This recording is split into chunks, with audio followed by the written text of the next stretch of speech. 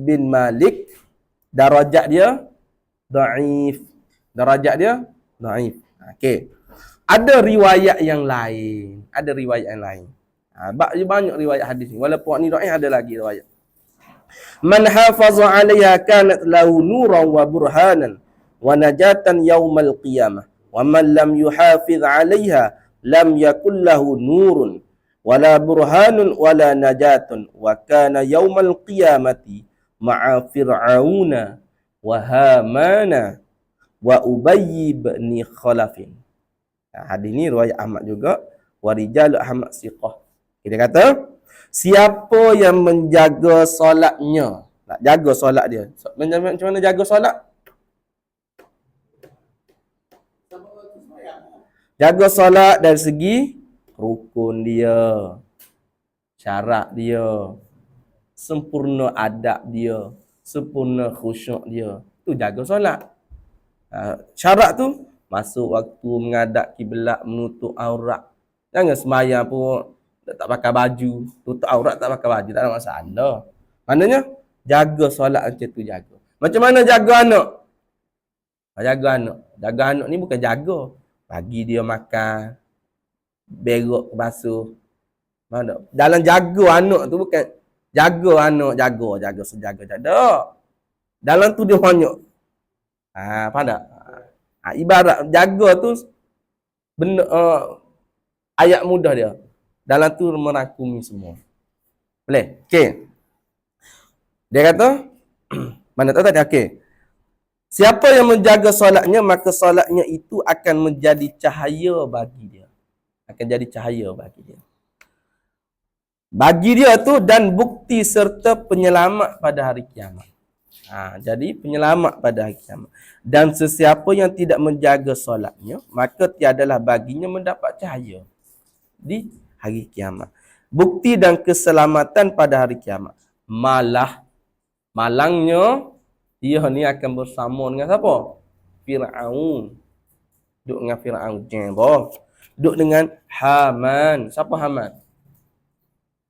Pembantu Fir'aun. Dan dia bersama dengan Ubay bin Khalaf. Habis dekat situ. Maknanya sembahyang tu seperti cahaya, dia akan menyelamatkan kita. Dia tu lesen kepada kita. Nak lepas benteng tu. Habis. Satu.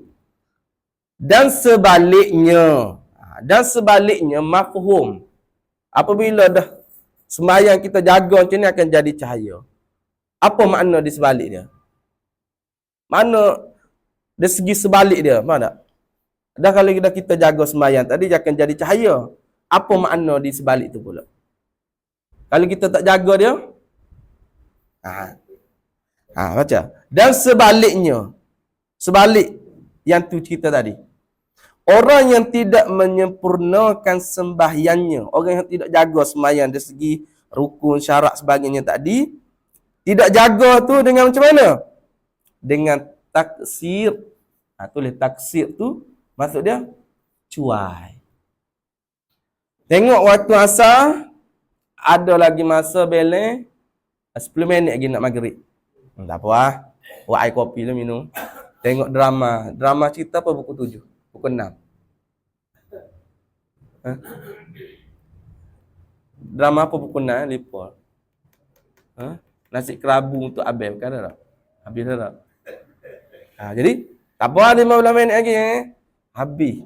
Waktu asar. Meringan-ringan. Taksir. Mencuai-cuai. Kalau orang buat macam ni, pada pekerjaannya, sembahyang tadi, nescaya, garanti, keluarlah, jadilah sembahyang itu hitam. Lagi gelap. Hitam gelap. Apa beza hitam dengan gelap? Hitam tu saudara, satu tak gelap pula. Kadang-kadang hitam ni tak gelap lagi tak. Ni hitam lagi gelap. Dan berdoa. Sembahyang tadi dia berdoa.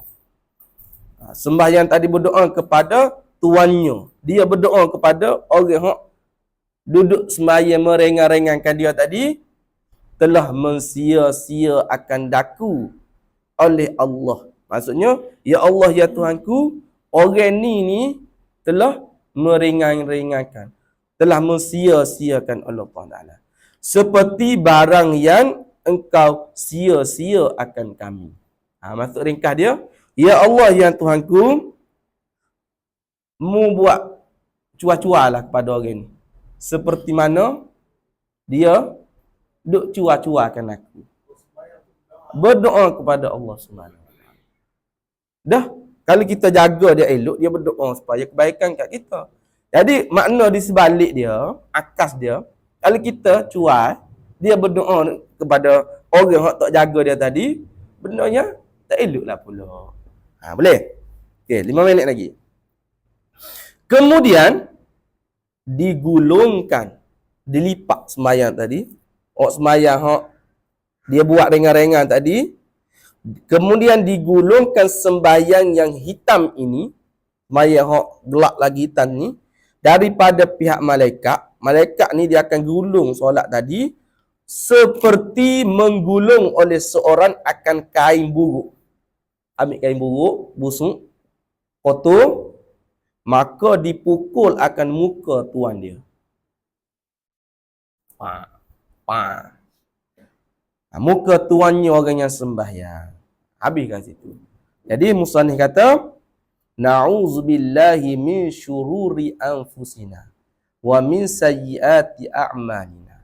Ya Allah ya Tuhanku, kami berlindung daripada kejahatan diri kami dan kami berlindung daripada kejahatan perbuatan kami.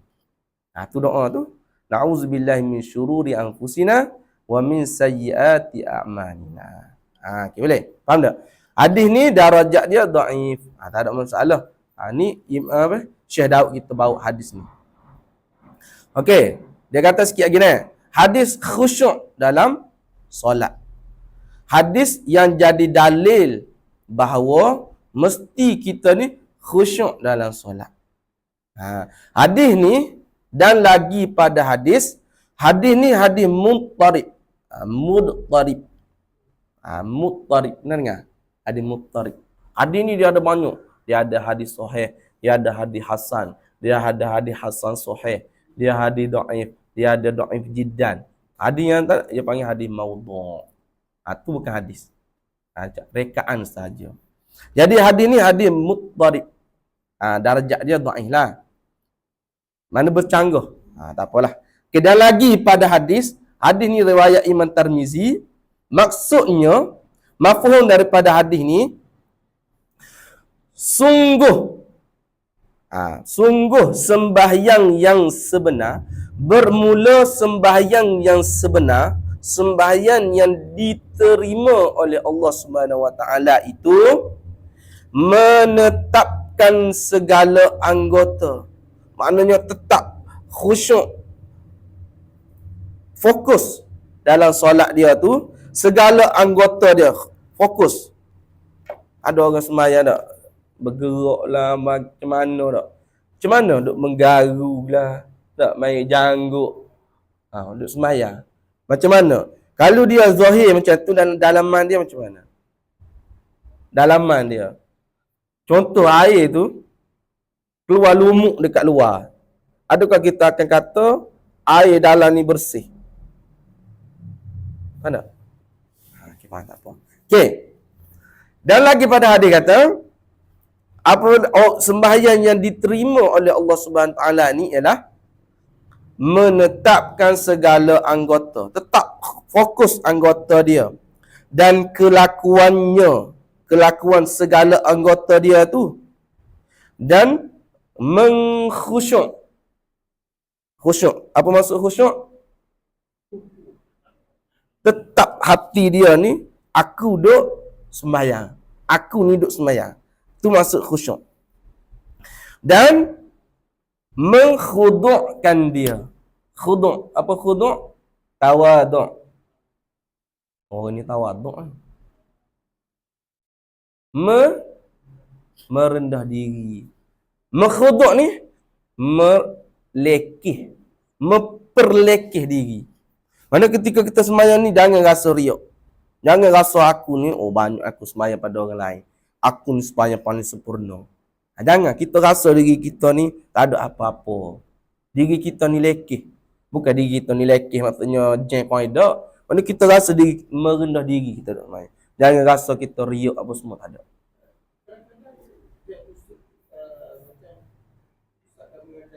Hmm.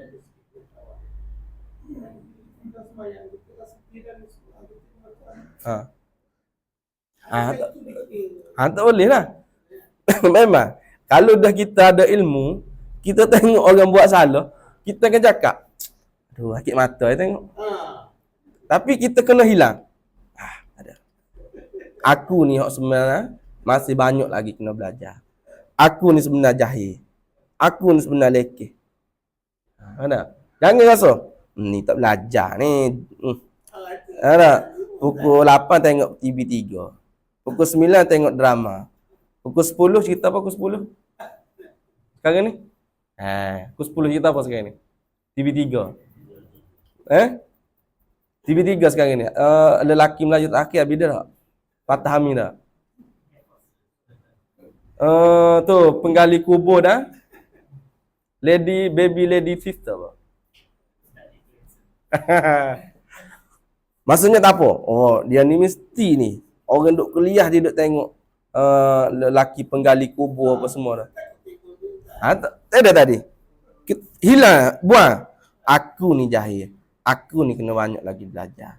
Ya Allah kata aku, bagilah aku ni keluasan dalam ilmu. Buang. Jangan dia duduk fokus yang tu. Nak macam mana memang ada. Memang ada macam tu. Ada. Kita tu panjang tu. Okey. Jadi ada satu orang ni, dia belajar ilmu tentang mengenal orang. Dia panggil ilmu apa? Ilmu mengenal orang lah. Dia ada satu ilmu ni, kita tengok peribadi orang ni, kita boleh baca dia punya tingkah laku dia. Jadi ada satu orang tu, dia boleh tahu ramalan orang ni perangai dia macam ni. Apa akan berlaku? Perasaan buruk, prasangka buruk. Oh, dia ni kalau kena takut ni apa alamat dia? Dia ni kalau telinga berbulu apa alamat dia? Ni ada orang telinga berbulu dalam telinga. Ada ramai ada orang telinga berbulu dalam telinga? Tak ada. Nanti tengok nak tengok. Kita jalan-jalan kita tengok orang yang ada bulu dalam telinga dia. Ada dia punya alamat dia. Ada orang tu dari dia luar. Ada orang tu dia tak ada ni, tak ada. Luruh, longkang. Ada tu alamat dia. Belajarlah. Okey, habis. Sebenarnya dia belajar tu dia proses buruk pada orang tu. Jadi tak boleh lah. Ilmu tu sebenarnya betul dah. Tapi kita jadi proses buruk pada orang. Yang ni perangai macam ni. Tak boleh lah. Okey. Habis kat situ tak? Okay, habis nanti insya-Allah kita sambung lagi. Sikit lagi. Nak baca lagi ya? Kita on je. 7.30 pukul 9. Okey, 10 minit lagi dah. Boleh 10 minit lagi. Okey. Ambil kitab. Tak ada kitab lah. Okey, sikit lagi dah. Boleh. Nak baca sampai dekat amalan malaikat di langit pun boleh sebelah. 32. Lepas tu tengok muka surat 32, tengok muka surat 33. Cuba tengok je 33. Tak apa tengok je. Mula-mula fardu sembahyang. Dan apabila melihat Nabi akan amalan malaikat tu, okey. Tengok 34. 34, jumpa. Dan mula-mula sembahyang Zuhur ialah Nabi Ibrahim. Tu cerita dia tu. Kita sembahyang ni jangan main-main. Sembahyang kita ni contoh sembahyang berjemaah. Syariat Nabi dulu tak ada sembahyang berjemaah. Syariat kita Nabi Muhammad sahaja sembahyang berjemaah. Tambah-tambah lagi sembahyang jemaah. Dalam syariat Nabi-Nabi yang terdahulu tak ada. Jadi sembahyang berjemaah kita dalam syariat Nabi Muhammad dan dalam mazhab kita semua banyak faedah dia. Sebab Dalam syariat Nabi Muhammad ni sembahyang berjemaah. Pahala dia apa semua tu nanti kita bincang. Mana kita tahu sembahyang berjemaah ni ialah syariat Nabi Muhammad. Jadi Nabi yang pertama, Nabi mana sembahyang Zuhur? Sembahyang Asar. Nanti kita bincang. Okay, baca ni lah. Maknanya orang yang nak sembahyang dia diterima oleh Allah Subhanahu Wa Taala, tapi kita nak tetap nak buat khusyuk macam mana? Kita tak belajar. Nak hadirkan hati, nak buang perasaan mazmumah. Nak buang macam mana? Rukun sembahyang kita tak faham lagi. Syarat sembahyang confuse lagi. Macam mana nak mendatangkan semua benda-benda tadi? Sebab dia kena proses daripada awal. Mana dengan belajar. Kita ada dah sikit-sikit ni dah. Kita dah ada dah maklumat dah. Oh macam ni. Mana kalau kita dah belajar selu-selu, benda tu dia akan mari dengan sendiri dah. Jadi dia kata, kalau nak dapat yang perfect 27 kalau berjemaah ataupun 25 berjemaah ni, kena tetap anggota, kena ada khusyuk, kena ada rendah diri ataupun lekehkan diri dan sembahyang. Dan tak kala melihat Nabi. Ni hadis riwayat Imam Tirmizi secara marfu'. Hadis ni ada dalam kitab Ihya Ulumuddin. Kitab Ihya Ulumuddin. Siapa pengarang dia? Imam Ghazali. Imam Ghazali. Imam Syafi'i kitab dia Al-Um. Al-Um, kitab Imam Syafi'i. Kitab tu terlalu tinggi. Kita tak belajar kitab tu, kita belajar kitab rendah-rendah je. Anak-anak murid ni, anak murid syarah-syarah. Perkataan Imam Syafi'i tu tinggi sangat. Bukan level kita. Nah, dia level orang-orang dah pakar dah berapa bidang ilmu dah. Kita ni baca huruf dalam sembahyang Fatihah pun tunggal langgar lagi. Nak pergi belajar tinggi-tinggi lagi. Mana? Okey, habis dia kata. Hadis ni riwayat Imam Tirmizi secara marfu'. Ada hadis tu, cara dia marfu'. Tapi hadis ni ada dalam kitab Ihya Ulumuddin. Dia kata macam mana? Melihat Nabi SAW akan lelaki. Seorang laki-laki ni yang bermain-main. Bermain apa? Jangguknya orang lelaki tadi. Dia duk main janggut dia. Duk main tu bila? Dalam sembahyang. Duk main janggut dalam sembahyang dia. Maka sabdanya Nabi. Nabi kata macam mana? Kalau khusyuk, kalau orang tu dia khusyuk, kalau dia tetap hati dia duk fokus, dia sedar diri, dia duduk sembahyang. Nah, kalau khusyuk hati laki-laki ini, Nabi kata, nescaya, garanti, tetap anggotanya. Maknanya, kalau dia khusyuk, dia sedar dia duduk sembahyang, dia sedar Allah duduk tengok dia tidak akan duduk main janggut dia. Kalau duduk main janggut dia tu, hati duduk kat mana? Hati duduk kat lain. Dia kata, Nabi kata. Maknanya orang yang duduk sembahyang janggut ni, nescaya, hati laki-laki ini, nescaya tetap anggotanya. Kalau orang tu dia khusyuk dalam sembahyang, dia tidak akan buat main janggut-janggut. Jadi kalau dia main janggut-janggut ni, dia tidak ada khusyuk dalam sembahyang. Nabi kata. Okey. Tetap anggotanya lelaki tadi. Dan sabda lagi, maksudnya difaham daripada hadis Nabi tadi, bermula khusyuk anggota itu, nak khusyuk anggota ni maksudnya nak tetap anggota kita dalam solat ni, nak bagi tetap maknanya sedar anggota kita duduk dalam sembahyang ni, datang daripada, nak sedar tu, datang daripada khusyuk hatinya. Apabila hati dia duduk fokus, hati dia sedar, dia duduk sembahyang, dia duduk menghadap Allah Subhanahu Wa Taala. Apabila hati dia fokus, anggota dia tu jadi tetap dengan sendiri dah. Tak ada masa dia nak main janggut. Sebab dia duduk fokus, dia duduk sembahyang. Sekarang ni aku ni duduk rakaat ke berapa? Aku sekarang ni duduk baca apa? Kalau dia ingat semua benda ni, khusyuk tu dia mari sendiri. Kita duk perhati bacaan kita. Kita duk tahu. Aku ni sekarang ni duduk rakaat yang kedua. Sekarang ni aku duk baca Fatihah. Duk perhati Fatihah. Habis Fatihah kejap lagi aku nak baca surah. Habis surah aku nak rukuk. You duk sedar. You duk dalam sembahyang ni you duk khabar. Kejap lagi ni aku nak iktidal. Apa bacaan sunat dalam iktidal? Ha. Ingat. Bismillah. Macam mana cik bacaan sunat iktidal? Sami Allahu liman hamidah rabbana lakal ham mil'us. Apa cik baca selalu macam mana? Macam mana cik baca tu? Mubarakan fih tu. Bacaan sunat. Maksudnya duduk perhati, lepas ni aku nak baca apa? Tu dia khusyuk dalam sembahyang lah tu. Apabila dia duduk fokus, dia duduk ingat dia kejap lagi nak apa tu, anggota dia tetap dengan sendiri tu. Dia tak sempat dia nak fikir benda lain. Contoh tak? Sekarang ni kenapa berlaku gejala sosial? Kenapa berlaku jenayah apa semua? Sebab orang yang buat tu, dia lebih masa.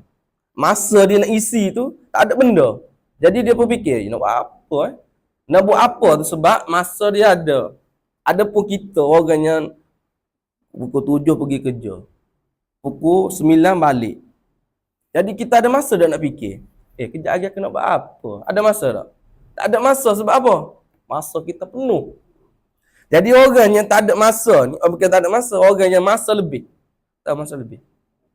Masa lebih maknanya masa dia tu ada terluang. Sebab tu dia boleh fikir benda-benda lain. Jadi dalam sembahyang, apabila kita tak fokus, kita tak khabar kita ada sembahyang, jadi otak kita fikir benda lain lah. Apabila ada kosong, ada benda lain mari isi. Dan kepala kita, apabila benda tak penting, kita isi benda-benda sampah dalam kepala. Siapa tu, siapa ni, nak ingat artis, ingat pemain bola. Sebab apa kita ingat macam tu? Sebab kita tak isi dengan ayat-ayat Quran, dengan doa. Nah, Yasin ingat tak Yasin? Berapa tahun dah hidup? Contoh. Nah, kalau orang tanya, sebab apa? Kita isi benda lain. Apabila diisi benda lain, penuh. Kita tak boleh masuk doa lain. Jadi bila kita duduk sembahyang, kita duduk fokus, otak kita penuh dengan sembahyang. Aku duduk, sekejap aku duduk baca Fatihah ni. Sekejap aku duduk surah. Nah, amin. Apa bacaan sunat lepas amin? Duk ingat benda tu. Itulah maksud khusyuknya. Maknanya penuh dengan kita ingat atas sembahyang, jadi benda lain tu dia tak bercocok. Tapi memang perasan juga kadang-kadang tak. Contohlah tak. Tapi tak apalah, kita cuba belajarlah. Okey, dia kata gitu. Jadi Nabi kata kalau orang tu dia fokus, dia tak akan ingat ada benda lain. Nabi kata bermula khusyuk anggota itu datang daripada khusyuk hati dia. Apabila hati dia fokus sembahyang, anggota dia tetap dengan sendiri dah. Dan tiada sempurna sembahyang, tidak akan dapat hasil pahala. Sembahyang dia sah. Kalau dia sembahyang, tapi otak dia fikir benda lain. Benda tu, benda ni tak. Kejap lagi nak pergi bayar hutang. Kejap lagi nak pergi beli pamper. Dalam sembahyang ni tapi dia ingat. Tak? Kejap lagi nak apa-apa tak. Dia duduk sembahyang. Sembahyang dia sah. Kalau ikut rukun sebagainya tadi. Tapi pahala tu masalah. Pahala ni dia bagi sebanyak mana khusyuk kita dalam solat. Daripada angkat takbir, sampailah Assalamualaikum yang pertama. Habis sembahyang kita. Habis itu sembahyang. Angkat takbir, Allahu Akbar. Start mula. Tu start. Habis dah, Assalamualaikum. Habis. Habis dah sembahyang. Jadi, berapa banyak khusyuk dia dalam celah-celah tu? Kita. Dan adalah ni dalam Ihya Ulumuddin juga, dalam kitab Ihya Ulumuddin. Tulislah, nanti balik korang cari. Ada terjemahan kitab Ihya Ulumuddin. Dan nanti cari terjemahan dia. Dia ada bab haji, ada dia ajar doa, ada semua dalam tu. Ada terjemahan bahasa Melayu. Rasa yang Jakim pun dah ada terjemahan tu. Ada dalam Malaysia ada terjemahan Jakim. Kita ni kalau nak beli terjemahan ke apa, kita kena tengok terjemahan Jabatan Agama Islam. Maknanya tu lebih sahih lah. Yang lain kita tak nafi, cuma confident tu. Ni Jakim. Jakim ni. Ni Jabatan Perdana Menteri. Mana kita beli. Okey, dia kata Dan adalah orang-orang soleh. Orang-orang soleh yang dahulu, orang soleh zaman dulu. Bukan orang soleh zaman sekarang ni.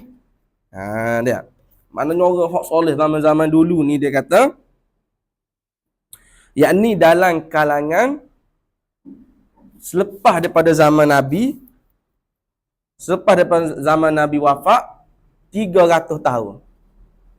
300 tahun sampai Nabi wafat, bermula situ 300 tahun.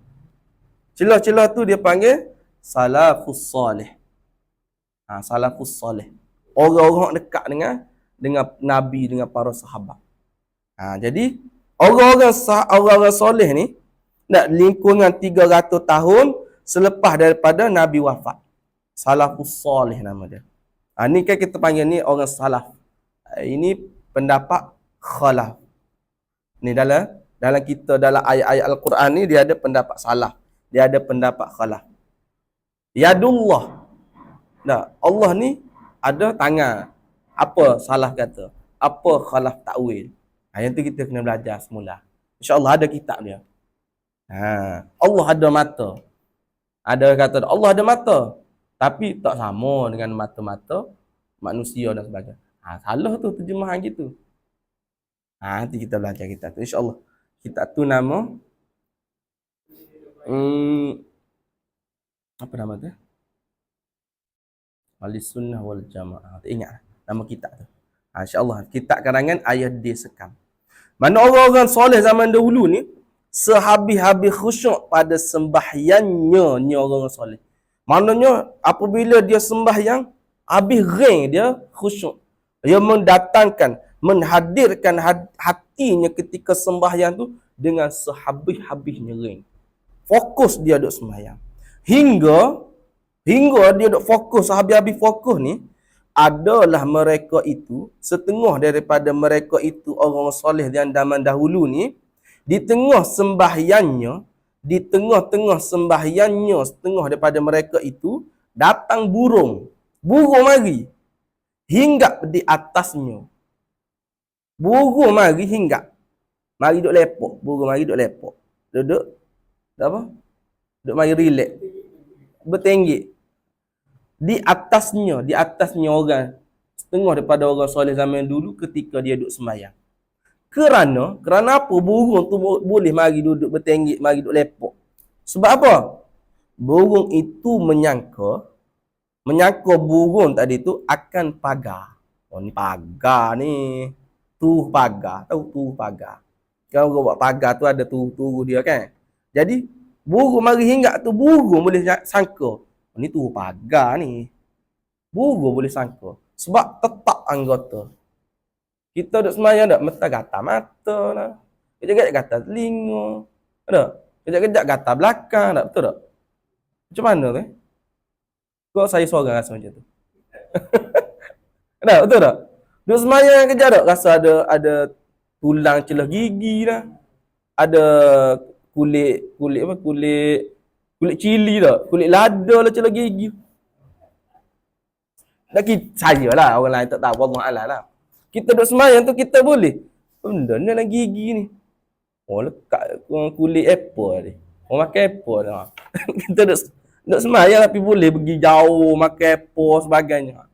Jadi orang soleh zaman dahulu ni ketika duduk semayang ni burung mari hinggap. Burung menyangka ini ialah pagar. Sebab apa burung tu boleh menyangka ini pagar? Sebab apa kata? Sebab tetap duduk tegak, diam dan panjang qiyam. Duduk berdiri lama. Dan sujudnya. Sujud lama. Sujud tu, siapa burung mari hinggap. Duduk berdiri ni, siapa burung tak boleh mari hinggap. Lamanya baca. Kita kalau boleh ada surah pendek tak? Tak? Kalau boleh pendek, nak baca pendek. Malahnya duduk berdiri ketika solat. Banyak benda nak buat ni. Fokus. Jadi ketika duduk berdiri sujud ni, lama tu, umpama burung mari duduk hinggap. Berapa lama agak-agak? Agak-agak lah. Sejam ada. Tak apa ruku panjang. Ruku panjang lah apa. Jangan muntah. Duduk sujud lah. Banyak pahala tak nak salah. Dia kata. Dikatakan seorang tabi'in, nama dia Anbas. Ada seorang tabi'in ni, ni zaman tabi'in, orang soleh zaman tabi'in. Bin Uqbah. Nama dia. Boleh carilah orang soleh zaman dulu. Dan pula ada juga dia kata dan pula ada juga mereka itu orang-orang salafus soleh ni, nama dia boleh tulis Muslim bin Yassar. Nama dia ni seorang tabi'in tak silap. Jadi dia ni berkata Muslim bin Yassar ni kepada anak isteri dia. Ketika dia nak sembahyang ni, dia kata ke anak bini dia, apabila aku masuk sembahyang, apabila aku akad takbir, Allah masuk sembahyang tu, maksud dia akad takbir lah. Bukan masuk sembahyang ni Assalamualaikum. Ada. Masuk sembahyang tu akad takbir tu, maksud kita dah dikira dah masuk sembahyang. Allahu Akbar. Masuk sembahyang. Dia kata ke anak bini dia, apabila aku masuk dalam sembahyang, perbuat olehmu. Buatlah apa benda mu nak buat. Buatlah gapo rimah mu nak buat. Dia kata, barang yang engkau suka. Mu buatlah apa benda yang mu suka ketika aku masuk dalam sembahyang. Dia kata, daripada mengangkat suara, apa benda yang mu nak buat suka hati tadi, seperti mengangkat suara, menjerit. Lagi apa lagi? Dan hingar-bingar. Betul. Macam mana macam tu? Hingar-bangar. Hingar-bingar. Apa dia hingar-bingar? Bising lah tau. Allah. Dia kata, apabila aku masuk dalam sembahyang, mu buatlah apa hak mu suka, seperti mu nak menjerit ke, mu nak bergaduh apa semua, bising ke. Kerana tu dia kata, maksudnya apabila mu buat begitu begini ni, sebab apa?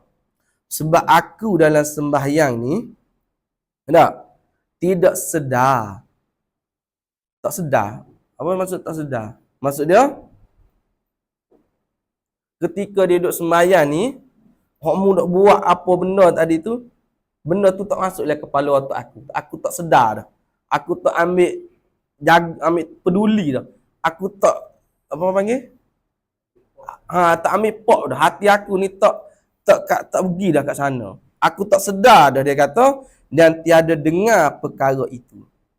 Maknanya ketika aku sembahyang ni, mu nak bising apa sebenarnya, mu bising lah, tak apa, tak ada masalah. Sebab apa? Sebab apabila aku sembahyang ni, aku tak sedar dah apa benda mu buat. Aku tak dengar dah suara apa benda mu duk menjerit. Kita pula, apabila kita nak sembahyang, kita suruh anak kita duduk diam. Duduk diam, ayah nak sembahyang. Sebab apa? Sebab mu bising dengan ayah tak fokus nak sembahyang. Sebab diri kita dah ada masalah dah. Ada. Sebab tu kita kata dia, ayah nak sembahyang ni. Papa nak sembahyang. Daddy nak sembahyang. Sebab apa? Kita kena diam baru boleh kita fokus. Sebab kita tu kacau dah. Tapi kalau kita jiwa tak kacau, bising macam mana pun, tak ada masalah. Sebab hati kita dah tetap dah. Apa tak? Nah, macam kita naik motor jalan berlubang. Kita kata, jalan berlubang lagi macam mana dengan motor ni? Sebab kita tak confident dengan motor kita.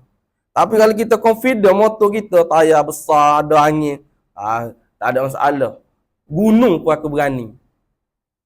Mana? Umpama macam tu. Sebab kita confident dengan diri kita. Kita bising apa tak ada masalah.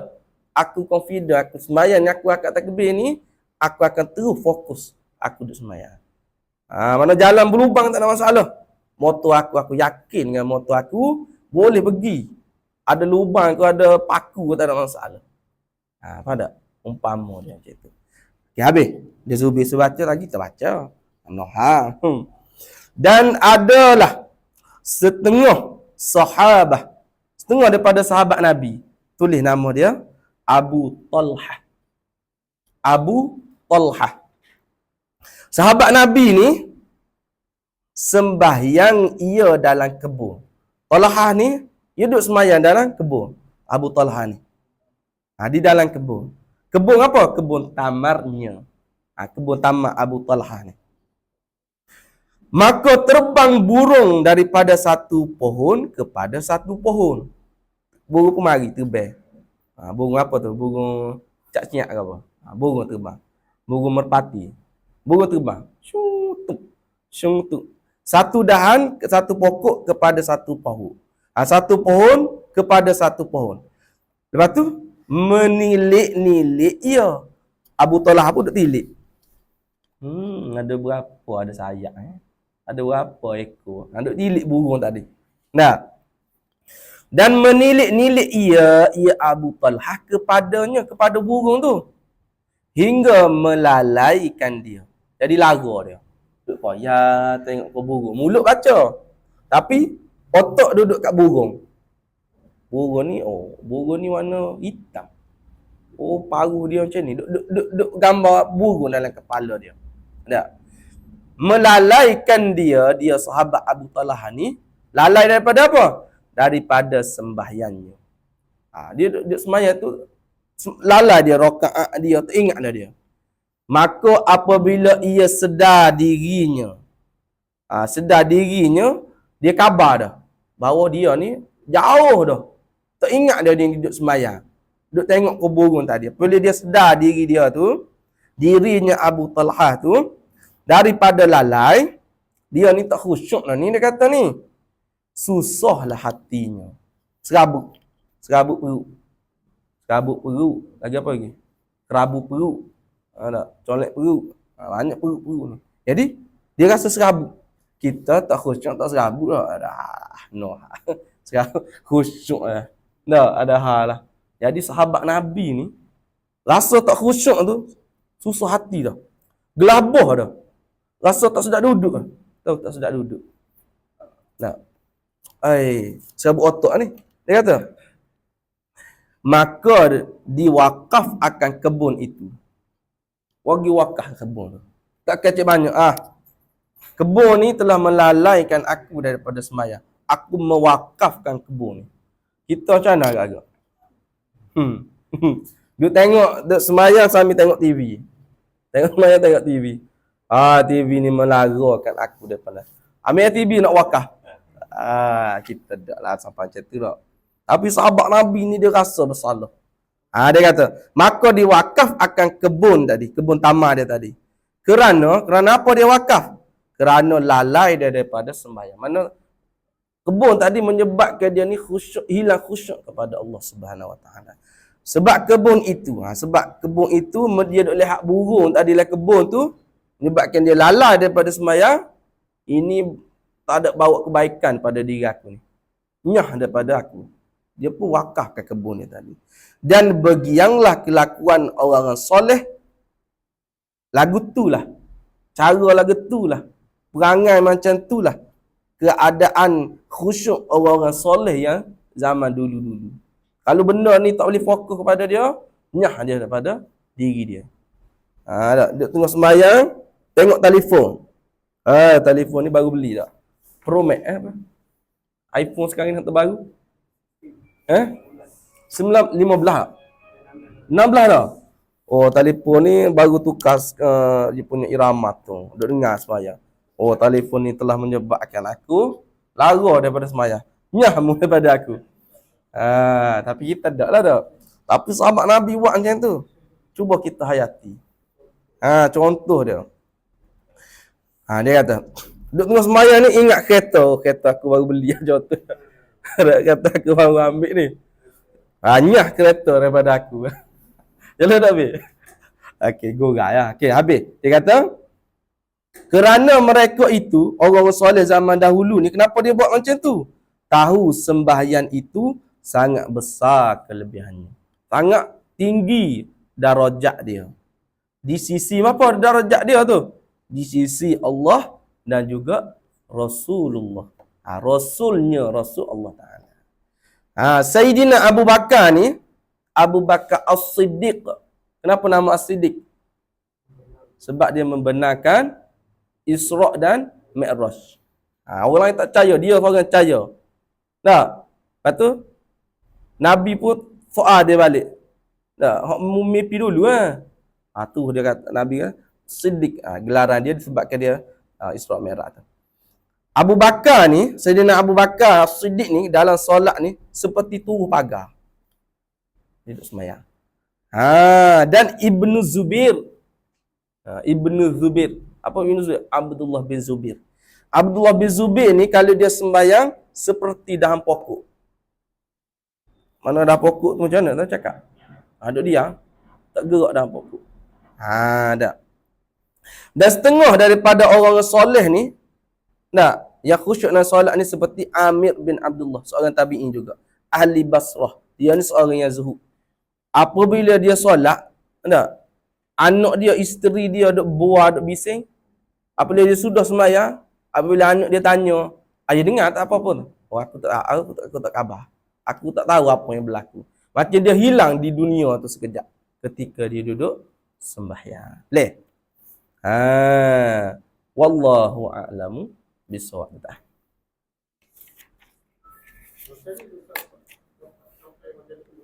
Tutup. Macam mana?